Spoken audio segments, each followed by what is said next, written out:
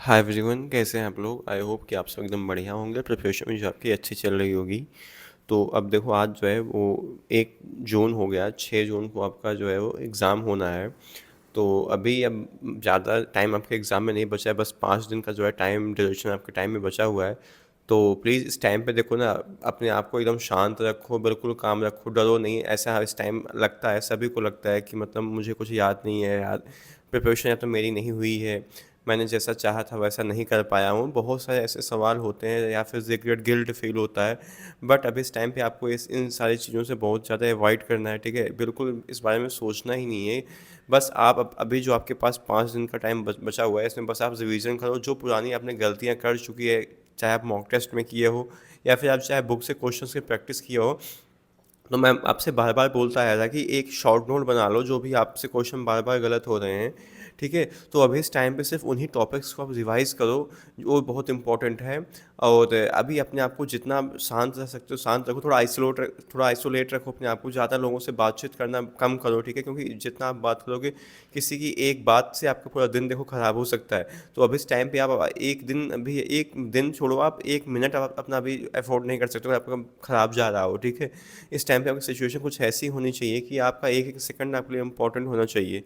तो प्लीज़ अभी अपने आप को, ठीक है, बहुत शांत रखो, ज़्यादा फालतू के इधर उधर घूमो टहलो नहीं, सिर्फ पढ़ाई पे फोकस करो। और सबको डर लगता है कि मुझे कुछ नहीं, मेरा तैयारी हुई ही नहीं है, ठीक है। मुझे भी लगता था, मुझे ऐसा लगता था कि मतलब मैं तो सोचो अपना यार, जो एग्ज़ाम दे के आया, जब आंसर किया है, मैं आंसर की तक नहीं मैच किया, मुझे लगा कि मेरा मेरा जो है होगा ही नहीं, क्योंकि मुझे थोड़ा सा कुछ क्वेश्चंस मतलब ऐसे थे जो मुझसे मुझे आ नहीं रहे थे। तो मुझे लगा यार कि अब तक क्वेश्चन ख़राब गया हो, इतने सारे बच्चे पेपर दे रहे हैं, मेरा कहाँ ही होगा। बट नहीं, मैंने एग्ज़ाम में जितने क्वेश्चन किए सही किए थे। और यही उस टाइम भले मुझे लग रहा था मुझे मतलब नहीं आ रहा कर रहा है, लेकिन जब मैं एग्ज़ाम में बैठा तो मुझे क्वेश्चन डेफिनेटली आते थे। कुछ क्वेश्चन थे 2-4 जो नहीं आते थे, बाकी मेरे को सारे क्वेश्चन आते थे, ठीक है। तो ऐसे ही होता है, हमें स्टार्टिंग में लगता है कुछ नहीं आता है, बट हमें आता है। तो ठीक है, तो अपने आप को बिल्कुल शांत रखो, डरो नहीं। तो आज देखो हम लोग जो है वो क्वेश्चंस की प्रैक्टिस कर मतलब क्वेश्चंस की प्रैक्टिस नहीं करेंगे, बल्कि हम लोग जो है फॉर्मूला रिवाइज करेंगे क्लास 11th और 12th का, जो आपके एग्ज़ाम के पॉइंट ऑफ व्यू से वेरी वेरी इंपॉर्टेंट है, ठीक है। एक इनके यहाँ से डायरेक्टली देखो, जो यूपी सीनेट का एग्ज़ाम होता है, चाहे आप यूपी सीनेट का दे रहे हो, चाहे आप यूपी जीईटी का दे रहे हो, इस ये वीडियो दोनों लोगों को देखना है, ठीक है। आप चाहे जीएनएम का एंट्रेंस एग्ज़ाम दे रहे हो, चाहे बीएससी नर्सिंग का एंट्रेंस एग्ज़ाम दे रहे हो, आप सभी को देखना करना है। और इसमें देखो, आज क्योंकि जो यूपी सीनेट का एग्ज़ाम होता है उसमें लगभग 70 to 80% जो क्वेश्चंस होते हैं वो थ्योरेटिकल होते हैं, बट जो रिमेनिंग होते हैं फार्मूला बेस्ड क्वेश्चंस होते हैं। और फार्मूला बेस्ड ऐसे क्वेश्चन होते हैं जो डायरेक्टली आपसे इजीली हो जाएंगे, कोई बहुत ज़्यादा हार्ड एंड टफ क्वेश्चन जो एग्ज़ाम में नहीं पूछा जाता है, ठीक है। तो आज हम वही सारे फार्मूलोज जितने हैं उनको एक वीडियो में जो रिवाइज करेंगे। तो अगर आप एक वीडियो देख लोगे तो समझो आपने पूरा कवर फार्मूला आप जो है कवर कर लोगे। बाकी इसका जो पीडीएफ है वो मेरे ऐप पे अपलोड है, फ्लोरेंस एकेडमी का जो ऐप है उस पर जाके ये इसका जो पीडीएफ है अपलोड है, आप जाकर वहाँ से डाउनलोड कर सकते हो। इसके लिए बस आपको फ्लोरेंस एकेडमी जो है प्ले स्टोर से डाउनलोड करना होगा, वहाँ से आप जो है वो जाके इसका पीडीएफ डाउनलोड कर सकते हो, ठीक है। तो चलो जो वीडियो शुरू करते हैं। So hey everyone, welcome to Florence academy excellence for nursing. I am Shivam Upadhyay, BSc nursing intern from KGMU Lucknow, ठीक है। बाकी हमारा ये व्हाट्सएप नंबर, आप यहाँ से भी जो है हमें व्हाट्सएप करके आपका अगर कोई कुछ भी डाउट होता है तो आप मुझसे वो पूछ सकते हो। तो पहला हमारा जो चैप्टर है यूनिट्स इन मेजरमेंट, देखो थोड़ा इंग्लिश में है बट मैं हिंदी आपको बताता चलूँगा, तो आपको कोई दिक्कत नहीं होने वाली। तो जो हिंदी मीडियम से वो भी इसको देख सकते हैं, कोई प्रॉब्लम आपको नहीं होगी, ठीक है। तो सबसे पहले आप जान लो कि मेजर देखो यूनिट की यहाँ पे डेफिनेशन दी गई है। मेजरमेंट है of any physical quantities extended in terms of internationally accepted certain basic standard card unit. जैसे कि आप, इससे क्या होता है कि सपोज आपके यहाँ पे जो है वो जैसे मान लो कार है, ठीक है। कार को वहाँ पे हमारे यहाँ का मतलब गाड़ी बोलते हैं, और वही चाइना में कुछ और बोलते होंगे, फ्रांस, जर्मनी, इटली, हर जगह की जो है अपनी अपनी लैंग्वेज होती है, वहाँ पे जो है वो अलग अलग नामों से बुलाई जाती थी। इसलिए ये हुआ कि यूनिट को भी एक इंटरनेशनली ऐसे वर्ड से मतलब हम वो बुलाएं, ताकि वो हर जगह के साइंटिस्ट उसको आसानी से समझ पाए, ठीक है। तो अब कुछ बात करते हैं एसआई बेस यूनिट्स की। तो देखो, एक प्लीज़ मैं बताते चलूँगा जो जो इंपॉर्टेंट है, आप उसको प्लीज़ टिक करते चलना है साथ ही साथ। देखो, तो ये सब देखो आपको क्या है, यहाँ पे फिजिकल क्वांटिटी यहाँ पे दी हुई है, यहाँ पे आपको क्या एसआई यूनिट दिया हुआ है। तो लेंथ क्या होती है, मीटर होती है, मास का किलोग्राम, टाइम का सेकंड हो गया, electric current ampere, temperature kelvin, substance of यहाँ पे है अमाउंट ऑफ सब्सटेंस, ये इंपॉर्टेंट है, आप इसको नोट डाउन करें, ये पूछा जा सकता है एग्जाम में। ल्यूमिनस ऑफ इंटेंसिटी का क्या कैंडिला होता है, तो ये सब ऊपर के नहीं, बट ये आपसे हाँ दो पूछे जा सकते हैं। टेम्परेचर में केल्विन और डिग्री सेल्सियस में आपसे कंफ्यूज कर सकता है, पर डिग्री सेल्सियस नहीं होगा, क्या होगा, केल्विन यहाँ पे आपको टिक करना है, ठीक है। बट अमाउंट ऑफ सब्सटेंस और ल्यूमिनस इंटेंसिटी आप इसको नोट डालना, ये इंपॉर्टेंट है, पूछा जा सकता है। एरिया का फार्मूला होता है लंबाई, लेंथ इंटू विड्थ होता है, लंबाई गुणे चौड़ाई। वॉल्यूम मतलब इसका आयतन का होता है, लंबाई गुणे चौड़ाई गुणे ऊंचाई। वेलोसिटी का होता है v equal to D by T, बहुत इंपॉर्टेंट क्वेश्चन है, ऐसे ही आपसे डायरेक्टली फार्मूला में पूछे जा सकते हैं। एक्सेलरेशन का होता है velocity upon time.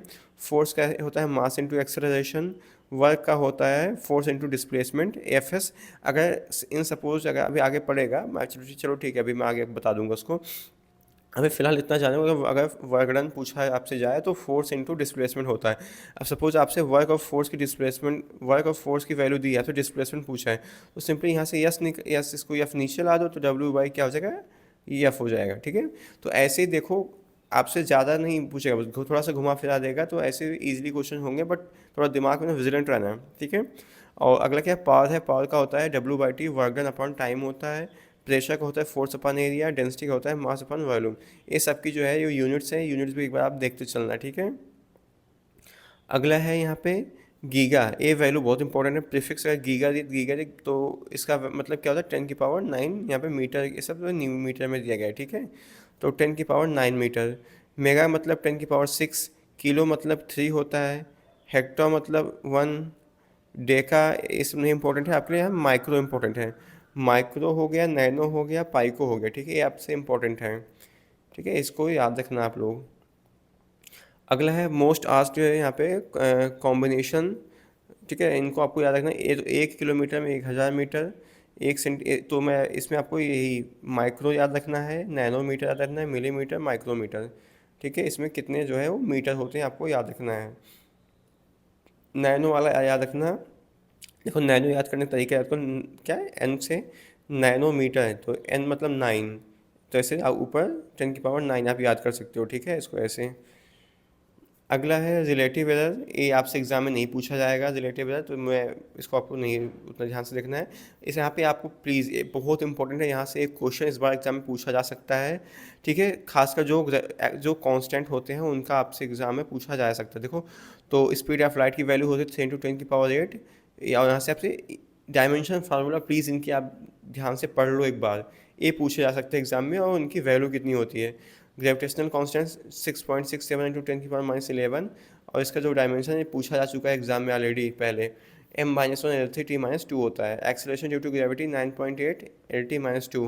Planks constant 6.6 into 10⁻34 mL2T-1। Electric charge की वैल्यू ये होती है यहाँ पे, और इसका डायमेंशन फार्मूला देख लो। बाकी एवोगाड्रो नंबर आप याद कर लो, एन की वैल्यू ये इंपॉर्टेंट है, ठीक है। बाकी ये सब गैस कांस्टेंट उतना नहीं इंपॉर्टेंट है, और परमिटिविटी ऑफ फ्री स्पेस ये भी नहीं पूछा सकता है। बाकी कूलम्ब्स कांस्टेंट ये भी आप इसकी वैल्यू याद रखना, एग्जाम में काम पड़ सकता है इसका, ठीक है। बोल्ट्जमैन कांस्टेंट, तो ये सारे जो कांस्टेंट है आपके एग्जाम के पॉइंट ऑफ व्यू से बहुत इंपॉर्टेंट है, यानी कि वैल्यू और इनका डायमेंशन फार्मूला आपसे एग्जाम में जो है पूछा। तो अगर आप यूपी जेएनएम एंट्रेंस एग्ज़ाम का भी अगर आपने फॉर्म भरा है, तो प्लीज़ देखो, अगर आपकी तैयारी जो है सीनेट की अच्छे से नहीं हुई है, तो आप जेएनएम वाला ये एग्ज़ाम जो आपका होने वाला है, इसको अपने हाथ से बिल्कुल मत जाने दो। इसका एग्ज़ाम का जो थोड़ा पेपर का जो सिलेबस और पैटर्न होता है बिल्कुल सीनियर से डिफरेंट होता है, ठीक है। तो इसके लिए आपको बहुत ही मतलब अलग से स्पेसिफिक तैयारी करनी पड़ती है, बहुत इसमें बहुत ईजी क्वेश्चन होते हैं, बहुत हार्ड क्वेश्चन नहीं होते हैं, बट एक बार आपको इसका पेपर का लेवल और पैटर्न सिलेबस समझ लेना बहुत इंपॉर्टेंट है। तो इसी के लिए मैं आपको सजेस्ट करना चाहता हूँ कि आप लोग जो है फ्लुएंस एकेडमी का जो फुल सिलेबस का मॉक टेस्ट है, किसके लिए, जीएनएम के लिए, ठीक है। अभी तक आप किसके सीनियर के लिए देते, बट अभी आपको मैं क्या चीज़ बता रहा हूँ, जीएनएम के लिए अगर आप तैयारी कर रहे हो तो आप इस टेस्ट सीरीज को आप ज्वाइन कर सकते हो। इसमें आपको 15 टेस्ट पेपर प्रोवाइड किए जाएंगे, जो कि यूपी जीईटी मतलब यूपी जीएनएम एंट्रेंस एग्जाम जो टेस्ट होगा उसी के सिलेबस और पैटर्न पे बेस्ड ये सारे मॉक टेस्ट के पेपर होंगे, फुल सिलेबस का होगा, जितना आपसे एग्जाम में पूछा जा सकता है एज इट इज़ सेम जैसे आपके एग्जाम का पैटर्न होता है ना, उसी पे बेस्ड क्वेश्चन है। तो बहुत इंपॉर्टेंट क्वेश्चन होने वाले हैं। अगर आप जीएनएम एंट्रेंस एग्जाम की तैयारी कर सकते हो तो आप जाके इसे बाई कर सकते हो, सिर्फ और सिर्फ 99 रुपीज़ में अवेलेबल है। इसमें आपको 15 टेस्ट पेपर प्रोवाइड किए जाएंगे, वो बाइलिंगुअल मतलब कि हिंदी और इंग्लिश जो है दोनों मीडियम में पेपर होंगे, तो कोई दिक्कत नहीं। जो हिंदी मीडियम से है वो भी जाके इसे प्लीज़ अभी बाई करो। आप आपकी प्रिपरेशन में बहुत ही गेम चेंजर साबित हो सकता है। अगर आपकी तैयारी सी नेट की अच्छी नहीं हुई है तो आपके हाथ में बहुत गोल्डन चांस है। आप जीएनएम में आप बहुत अच्छा कर सकते हो, जाके यहाँ से भी आप करके आप नर्सिंग ऑफिसर बन सकते हो, अगर आगे चल के आप नर्सिंग ट्यूटर बन सकते हो। इवन आप अगर आपने पोस्ट बेसिक कर ली, एमएससी नर्सिंग कर लिया, ठीक है, आप असिस्टेंट प्रोफेसर, देन आप एसोसिएट प्रोफेसर, ये सब जो हायर पोस्ट होती हैं नर्सिंग में, आप वहाँ तक पहुँच सकते हो। ठीक है, तो ये आपके लिए समझो एक तरह से बहुत गोल्डन चांस है। इसको मत, अगर सीनेट अच्छा नहीं हो रहा है तैयारी, तो आप इसको हाथ से मत जाने दो। ठीक है, ठीक है, बहुत ही मतलब इससे आपको समय, मतलब जो टाइम मैनेजमेंट की प्रॉब्लम दूर हो जाएगी। आपको पता चल जाएगा कि जो पेपर का पैटर्न कैसा होता है, सिलेबस कैसा होता है, कैसा जीएनएम के एग्जाम में क्वेश्चंस पूछे जाते हैं। तो please I would like to recommend you कि प्लीज़ आप इसे ज्वाइन करो। इसे ज्वाइन करने के लिए आप जो है, आप हमारे ऐप जो है वो आप प्ले स्टोर से जाके फ्लोरेंस एकेडमी का जो ऐप है उसे डाउनलोड कर सकते हो आप। नहीं तो आप नंबर आप नोट कर लो, इस नंबर पे आप जाके क्या करें, आप व्हाट्सएप कर लो 8115552921। आप इस पर जाके सिंपली हाई का, ठीक है, इसको व्हाट्सएप कर दो मैसेज हाई का।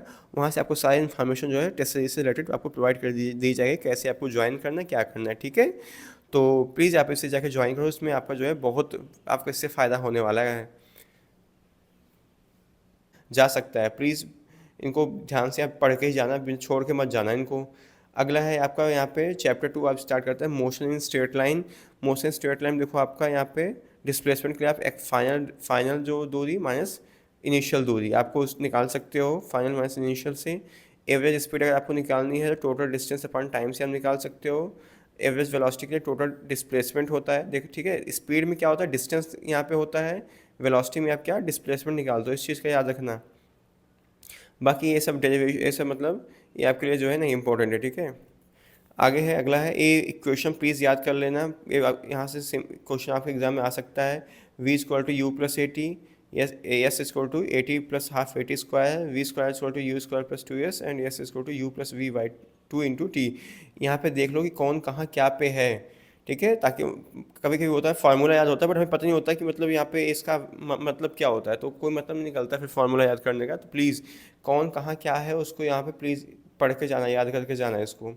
और ए वैल्यू है, जी की वैल्यू होती है 9.8 इंटू मीटर पर सेकंड स्क्वायर, इसको एक्सेलरेशन ड्यू टू ग्रेविटी बोलते हैं।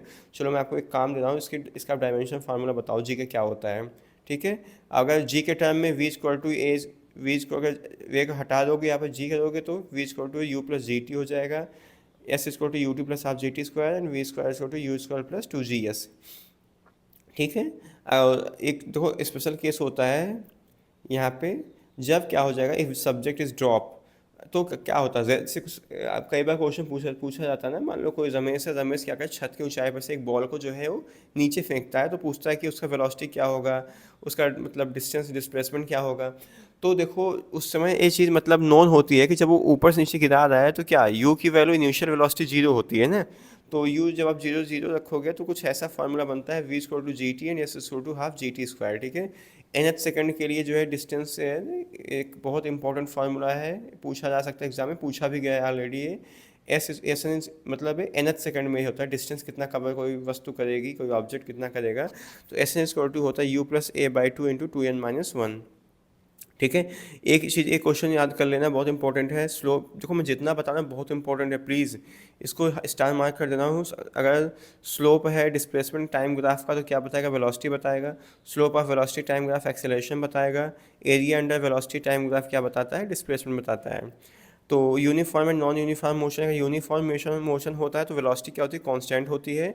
और नॉन यूनिफॉर्म मतलब क्या होता है, वेलोसिटी चेंज होती है। और अगर यूनिफॉर्म मोशन का मतलब क्या होता है, एक्सेलरेशन 0 होता है। क्योंकि एक्सेलरेशन क्या होता है, चेंज इन वेलोसिटी। जब चेंज इन वेलोसिटी हो नहीं रही है, चाहे भले कोई गाड़ी 100 की स्पीड में कॉन्टीन्यूसली चली जा रही है, बट अगर वो उसका वेलोसिटी कांस्टेंट है, 100 की स्पीड में कॉन्टीन्यूसली बनी हुई है, तो उसका जो एक्सेलरेशन क्या होगा, 0 हमेशा होगा। एंड नॉन यूनिफॉर्म में कि नॉन 0 होता है। ठीक है, इंपॉर्टेंट कॉन्सेप्ट भी यहाँ पे कुछ पॉइंट छोड़े, सब आगे बढ़ते हैं, अगला चैप्टर स्टार्ट करते हैं। तो ये सब भी आपको इंपॉर्टेंट नहीं है, नहीं एग्जाम में पूछा जाएगा, मैं जो पूछा जाएगा मैं आपको बता दूंगा। ठीक है, ये भी नहीं पूछा जाएगा, ये भी नहीं आपके लिए इंपॉर्टेंट है। ठीक है, ये भी, हाँ ये थोड़ा एक याद कर लो, हो अगर हॉरिजॉन्टल वेलोसिटी कभी पूछी जा सकती है आपसे, तो एस इक्वल टू होता है you cos theta T.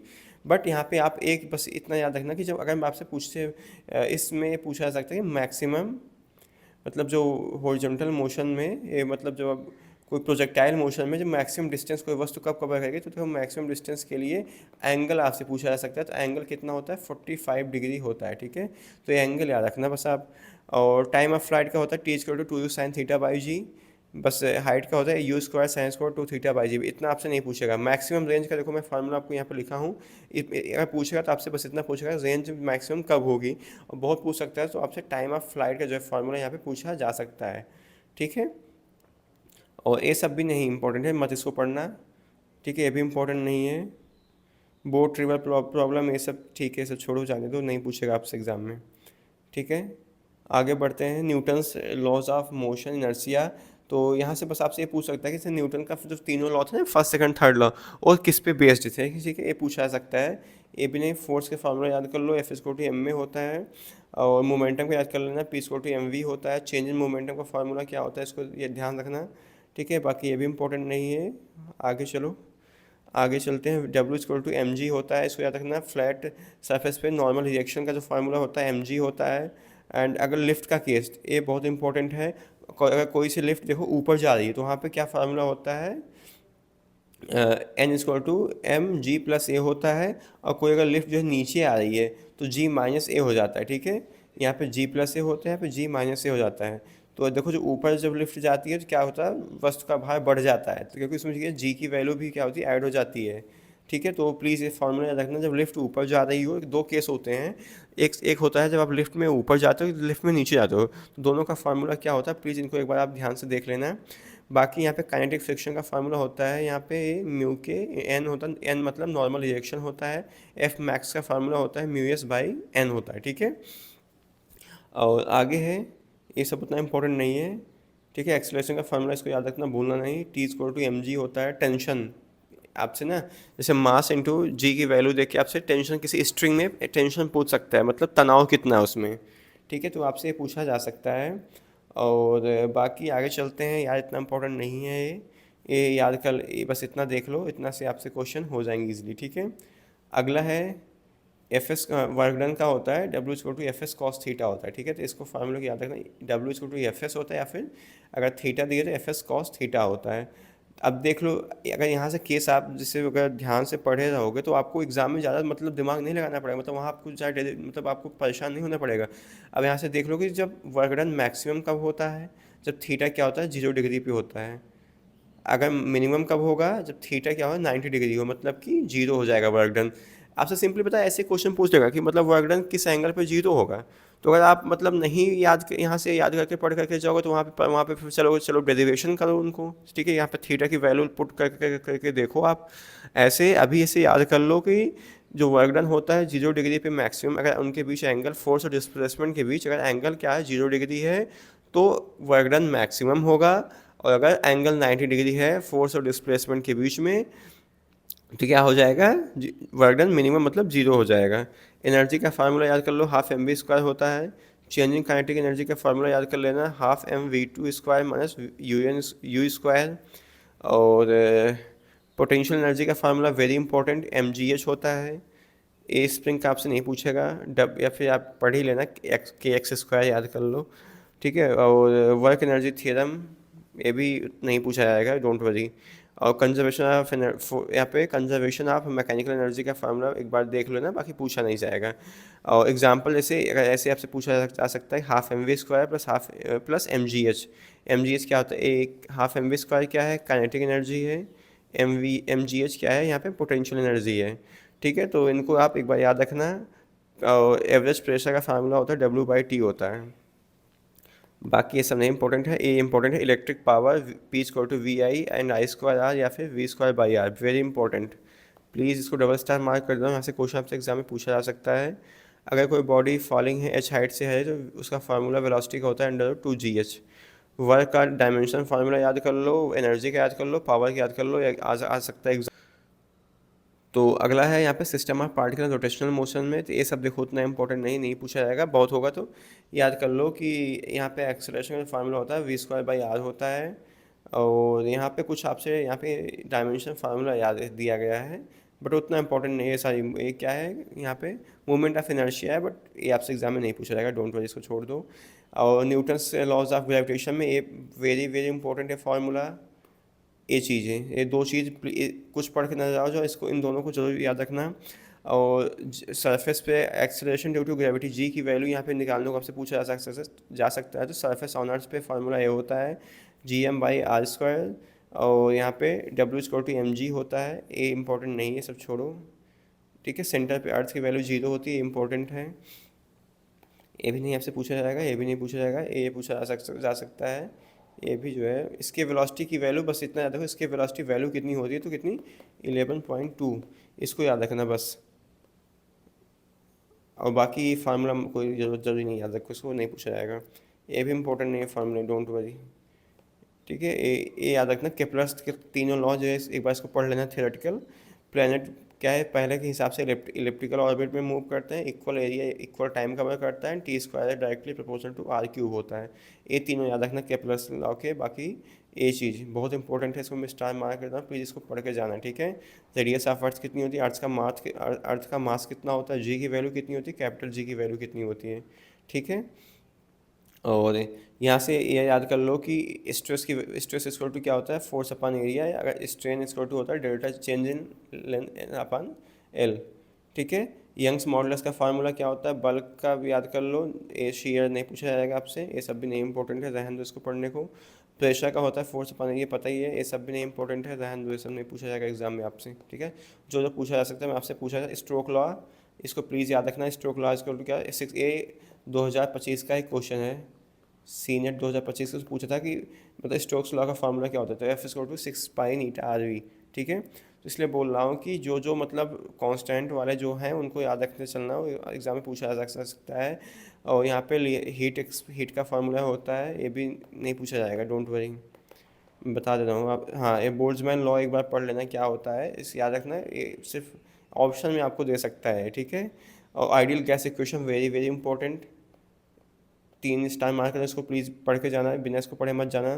First law of thermodynamics, very very important, ठीक है। इंटरनल एनर्जी गैस, ये नहीं पूछा, ये भी नहीं पूछा जाएगा, डोंट वरी, ये भी नहीं पूछा जाएगा।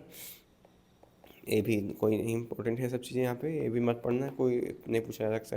काइनेटिक एनर्जी का फार्मूला याद कर लो, 3/2 kT होता है। RMS वैल्यू, वेरी इंपॉर्टेंट, ये भी पूछा जा सकता है एग्जाम में, ये भी इंपॉर्टेंट है आपसे। Most probable speed, VMP and average speed. ये एक चीज़ याद देखो, सबसे ज़्यादा स्पीड होती है V√min², इसका RMS मतलब √min² होता है। V RMS की होती है, देन V एवरेज की होती है, देन V यहाँ पे मोस्ट प्रोबेबल की होती है। ये बहुत इंपॉर्टेंट है, इसको पढ़ लेना कि सबसे ज़्यादा स्पीड किसकी होती है, ठीक है। और इनकी वैल्यूज़ याद कर लेना, ये सारे, ठीक है। और अगला है SHM, ये इतना आपसे नहीं पूछा जाएगा। एंगुलर फ्रिक्वेंसी का फार्मूला पढ़ लेना है, पूछा जा सकता है एग्जाम में। Time of period, very important, ये पूछा जा सकता है। Time of period simple pendulum के लिए, ये भी इंपॉर्टेंट है, पूछा जा सकता है आपसे एग्जाम में। टोटल एनर्जी नहीं पूछा जाएगा, ये भी नहीं पूछा जाएगा, don't worry. Speed wave in string का फार्मूला याद कर लेना, इंटेंसिटी क्या होता है, और ये भी नहीं इंपॉर्टेंट है, ये सब नहीं पूछा जाएगा, don't worry. Change in quantised, हाँ, a Q equal to n e, यहाँ पे वेरी इंपॉर्टेंट, ये भी इतना लंबा आपसे नहीं पूछेगा। ए इलेक्ट्रिक फील्ड का फार्मूला याद कर लेना, इंपॉर्टेंट है, ये भी इंपॉर्टेंट, ठीक है। सही नहीं, ये नहीं पूछा जाएगा यार एग्जाम में, ठीक है। इलेक्ट्रिक लाइंस के लिए आप, ये भी नहीं इंपॉर्टेंट है, इतना सब लंबा आपसे नहीं पूछा जाएगा एग्जाम में। हाँ, इलेक्ट्रिक पोटेंशियल का फार्मूला याद कर लेना, पूछा जा सकता है। इलेक्ट्रिक चार्ज का पूछा जा सकता है, और ये भी नहीं पूछा जाएगा, ये वेरी इंपॉर्टेंट, पूछा जा सकता है एग्जाम में, ये भी नहीं पूछा जाएगा। विद डायरेक्ट इलेक्ट्रिक, ये भी नहीं इंपॉर्टेंट है। हाँ, ए एनर्जी स्टोर का फार्मूला, वेरी वेरी इंपॉर्टेंट, इसको याद कर लेना, ये भी नहीं इंपॉर्टेंट है, ये वेरी बहुत इंपॉर्टेंट है, ठीक है। ये इसको मैं 3 स्टार का 5 स्टार मार्क कर दूँगा। इस यहाँ से क्वेश्चन आपके एग्जाम में बहुत चांस है कि आ सकते हैं इस बार एग्जाम में, ठीक है। किरचॉफ लॉ भी, ये सब नहीं है, बस इतना जानो किरचॉफ लॉ में क्या क्या होता है, ठीक है। बाकी क्यू, ये भी साइन थीटा, इतना तो पूछा नहीं जा सकता है, बट ठीक है, एक बार पढ़ लेना, बाकी ये नहीं इंपॉर्टेंट है, ये सब नहीं पूछा जाएगा, डोंट वरी। मैं जो पूछ जाएगा तो बताने दे रहा हूँ कि जो जो जहाँ जहाँ से आने की पॉसिबिलिटी है, ठीक है। क्या है, साइक्लोट्रॉन की रेडियस का फार्मूला, इसको याद कर लेना। एंड मैग्नेटिक डायपोल मूवमेंट का फार्मूला याद कर लो, ये भी नहीं इंपॉर्टेंट है, ये भी नहीं। डायमीटर, ये याद कर लेना, कम नेगेटिव होती है। डायमैग्नेटिक, पैरामैग्नेटिक एंड फेरोमैग्नेटिक में XM की वैल्यू क्या क्या होती है, ठीक है। और मैग्नेटिक फ्लक्स का देखो फार्मूला यहाँ पे, ये याद कर लो, ये नहीं पूछा जाएगा एग्जाम में। लेंज लॉ क्या होता है, इसको याद रखना। सेल्फ इंडक्टेंस नहीं पूछा जाएगा आपसे, इसको याद कर लो। एनर्जी स्टोर्ड इन इंडक्टर, ये पूछा जा सकता है आपसे एग्जाम में। एसी वोल्टेज, ए बहुत इंपॉर्टेंट है करंट के लिए। वी आर एम एस, अभी पीछे आपने पढ़ा था ना, वी आर एम एस का फॉर्मूला इन सब, वो दूसरा था, ये दूसरा करंट के लिए है, ठीक है। तो ए इम्पॉर्टेंट है। पावर ऑफ इन ए सी, ये भी नहीं पूछा जाएगा, डोंट वरी, ये भी नहीं पूछा जाएगा। ए बहुत इंपॉर्टेंट है। स्पेक्ट्रम का order very very important, double star mark कर देता हूँ, एग्जाम में आएगा, आपसे आ सकता है। मिरर का फार्मूला वेरी इंपॉर्टेंट फार्मूला है, इसको पढ़ के जाना, इसको मत छोड़ना, ठीक है। ए भी इम्पोर्टेंट है। लेंस का फार्मूला प्लीज़ इसको पढ़ के जाना। पावर का फार्मूला वेरी इंपॉर्टेंट, ए वाला चैप्टर बहुत इंपॉर्टेंट है। इन ए YDSC के हिसाब से इसको पढ़ के जाना है। ए भी ब्राइट फ्रिंज, ये नहीं पूछा जाएगा एग्जाम में, डोंट वरी। चाहे एक बार देख लें ब्राइट फ्रिंज जो है, डार्क फ्रिंज क्या क्या फार्मूला होता है। ए भी इंपॉर्टेंट नहीं है, डोंट वरी। ए इंपॉर्टेंट आपका है। डी ब्रोगली वेवलेंथ क्या होती है, इसका फार्मूला याद कर लेना, बहुत इंपॉर्टेंट है, आपसे पूछा जा सकता है एग्जाम में, ठीक है। रेडियस, ए भी नहीं इंपॉर्टेंट है, वो ए भी, हाँ ए, एक मिनट, ए इंपॉर्टेंट है, इसको प्लीज़ इसको याद रखना। एनर्जी का फार्मूला जो है वो क्या होता है, आपसे क्वेश्चन तो मानो नहीं करने पूछ सकता है, बट हाँ फार्मूला आप देखे पहचानने को पूछ सकते हैं किसका फार्मूला है, ठीक है। और यहाँ पे मास एनर्जी रेडियस, ए बहुत इंपॉर्टेंट है। ए भी बाइंडिंग एनर्जी का फार्मूला या पढ़ लेना। एंड डी के तो आपसे नहीं पूछेगा। हाफ लाइफ का फार्मूला बहुत इंपॉर्टेंट है, इसको मैं डबल स्टार मार्क कर रहा हूँ, आपसे एग्जाम में आ सकता है, आपके एग्जाम में, ठीक है। और अगला है यहाँ पे सेमीकंडक्टर या इलेक्ट्रॉनिक्स, एक बार इसको पढ़ लेना, ये सब थोड़ा थियोरेटिकल पोर्शन है, ठीक है। तो ये देखो आज हमने, और डायोड थोड़ा इनके बारे में पढ़ लेना है, थोड़ा जगह थियोरेटिकल है बट एग्जाम में आ सकता है, मे भी है, ठीक है। तो देखो आज हमने जो है वो पूरा यहाँ पे आपसे कवर कर डाला है, जितना आपके एग्जाम में मतलब फार्मूले आ सकते हैं, यहीं से आएंगे। एक भी फार्मूला आप, मैं गारंटी के साथ बोल रहा हूँ, कहीं बाहर से आएगा ही नहीं, ठीक है। जितने मैंने आपको इंपॉर्टेंट बताए हैं फार्मूले, सिर्फ वहीं से पूछे जाएंगे, ठीक है। क्योंकि ज़्यादा आपसे को एग्जाम में हार्ड एंड टफ क्वेश्चन नहीं पूछा जा सकता है, तो बस इतना है। क्योंकि यही अभी तक 2022 से अभी तक का ट्रेंड यही फिलहाल चला आ रहा है। जब सिलेबस और पैटर्न कुछ नहीं चेंज हुआ, तो देखो ये भी चेंज नहीं होगा। ये ऐसे ही क्वेश्चन यहीं से, अगर आपने मॉक टेस्ट दिया है तो आपको पता होगा कैसे न्यूमेरिकल एग्जाम में आते हैं, ठीक है। तो मैं आपसे फिर से बोलूँगा कि अगर आप लोग मॉक टेस्ट ज्वाइन करना चाहते हो, जाके अभी ज्वाइन कर लो। सिंपली आपको प्ले स्टोर पर जाना है, हमारा फ्लोरेंस एकेडमी का ऐप डाउनलोड करना है, वहाँ से आप जो है ऑल टेस्ट सीरीज वाले सेक्शन पे क्लिक करना, वहाँ से आप जो है इसको ज्वाइन कर सकते हो, या फिर आप दिए गए नंबर पे आप व्हाट्सएप करके जो है वो सारी इन्फॉर्मेशन प्राप्त कर सकते हो, ठीक है। तो चलो कीप स्टडिंग, मिलते हैं आपसे जो है नेक्स्ट वीडियो में। कोई अगर डाउट होता है तो आप जो है वो आप कॉमेंट सेक्शन में जाके मुझसे पूछ सकते हो। Thank you so much watching for this video.